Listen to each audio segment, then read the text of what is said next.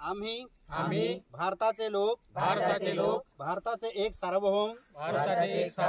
समाजवादी धर्मनिरपेक्ष लोकशाही गणराज्य घडवण्याचा व त्याच्या सर्व नागरिकास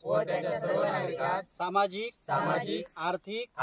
व राजनैतिक न्याय विचार अभिव्यक्ती विश्वास श्रद्धा व उपासना यांचे स्वातंत्र्य दर्जाची व संधीची समानता निश्चितपणे प्राप्त करून देण्याचा आणि त्या सर्वांमध्ये व्यक्तीची प्रतिष्ठा व राष्ट्राची एकता आणि एकात्मता यांचे आश्वासन देणारी बंधुता प्रवर्धित करण्याचा संकल्पपूर्वक